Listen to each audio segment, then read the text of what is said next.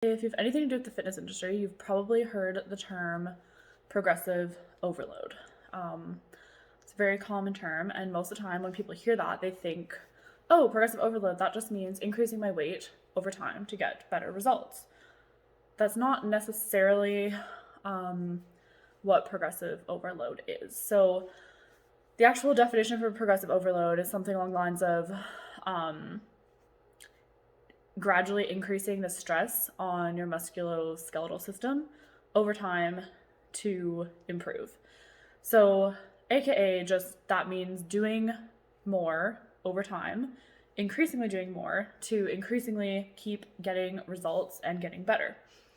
So, one of the big misconceptions is that more weight equals more gains, more muscle, more strength, more improvements. And that is so totally false. Now, everyone's going to freak out and say you need to lift heavy weights.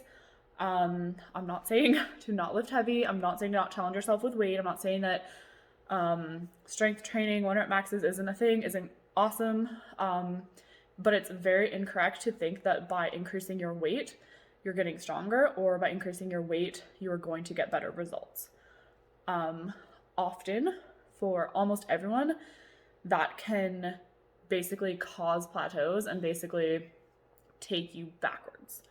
Not for everyone, but most of us have certain imbalances. Most of us don't have perfect form, and increasing the weight on an exercise that isn't dialed in perfection is already taking you one step from where you want to go. So I'm going to explain my formula of progressive overload. Again, I'm not saying that this is the only way to do it. I'm not saying that this is the right way to do it. I'm just saying this is kind of my model for progressive overload, and a model that I use on my clients a lot.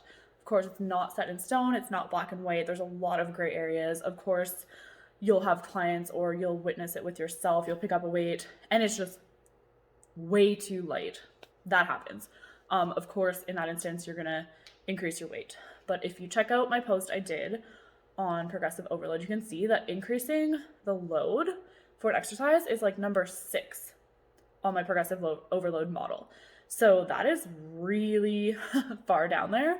And my kind of philosophy and belief is like, if you are going to increase your weight, you better earn it. So number 1 is form and technique. Form and technique are king always. Every single rep of your exercise should be performed exactly the same. Your 12th rep should look like your first rep, unless you're doing a varying set where you were changing the exercise for some reason. If you're doing the same reps, they should look the same the whole time. Your last rep, you shouldn't be swinging your body. Your last rep should look like your first. There's no way to control the variables if your form is changing throughout the exercise. So if you're performing a bicep curl with strict form with 10 pounds, and then you increase it to 15 pounds and your form changes, there's no way to, like, you don't know if you actually, I mean, you could guess, but you don't know if you actually are getting stronger or if you're using more momentum.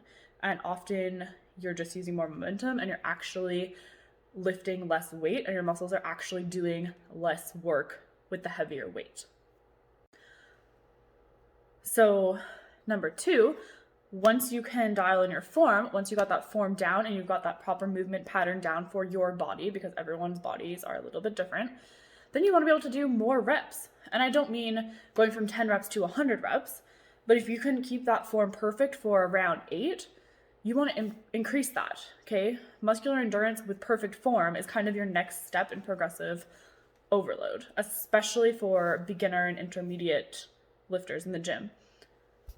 Once you have got your form down and you can do a solid amount of reps with that good form, and I mean, this isn't going to be something like, oh, today I did it, tomorrow I did it again, and then now my form is better for that many reps. No, it's like over at least a few weeks. Once you have that dialed in, the next thing that I have in my hierarchy and that I use for myself and for my clients is to be able to maintain that through a different tempo, particularly through the eccentric portion, okay? So a lot of people can do kind of your basic tempo with good form, and then even, I'm just gonna use the bicep curl for a basic example. So they're doing their bicep curls 1 second up, about 2 seconds down, back up. But then you get them to do a 4 or 5 second negative on the eccentric portion of that exercise when you're lowering that weight, and they can no longer keep that good form. So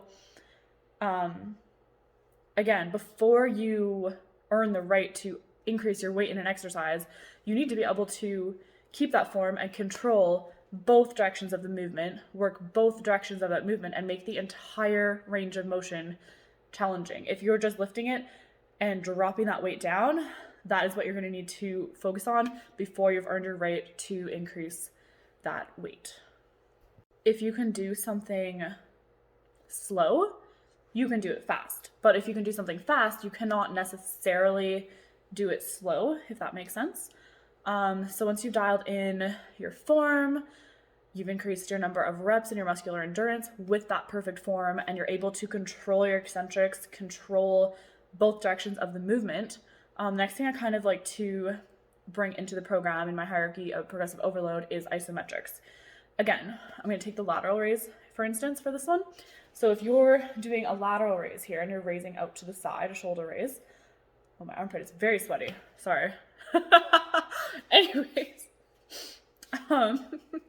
So if you're doing a lateral raise, say with an 8-pound weight, but you can't even hold it up here for 1 second, you haven't earned the right to increase that weight. Again, you shouldn't be using any inertia. You should be working that muscle through that whole movement. You shouldn't be getting any rest. So if you're getting rest up here by like getting that jerk, or if you're getting rest at the bottom by completely dropping down and disengaging that muscle, you haven't earned the right to increase your weight, man. You gotta earn your right. So one thing I program in for myself and for my clients is isometrics. Again, this is going to be for every exercise all the time, or a whole program of isometrics, but that is an important aspect when you're working to progressively overload yourself. You have to be strong through that whole range of motion. You have to be strong in every position. If you can't hold your squat position, or you can't hold your dumbbell out, that's a problem. Okay. Again, you don't need to hold out a 100-pound dumbbell. And my kind of belief and philosophy is if you can't even hold out that weight in a lateral raise for 1 second, you haven't earned your right to increase your weight by 5 pounds. So next up on my progressive overload hierarchy model is still not increasing your load. It's changing up your ranges of motion. So a typical kind of example that a lot of people know is like your bicep 21. So that's not really the best exercise in my opinion because of the strength curve of the exercise. It can be actually made better. That's a whole nother video. But that's kind of your general idea, is working with those different ranges, and every exercise is going to be harder at one point of your movement and easier at one point of your movement. So like in your squat, for example, the top of the squat is a relatively easy portion of it. The bottom of your squat, when you're at that bottom range of motion, is going to be the most challenging. So even adding in things like 1.5 reps, half reps at the bottom, half reps at the top, full reps, changing that up. I like to make sure my clients are strong and myself are strong in varying ranges of motion of an exercise before we go up and increase your weight like crazy. Keeping in mind, I train my clients for body composition, for muscle growth, for fat loss, for recomposition of the body. I'm not a powerlifting coach, so I wouldn't apply this to that.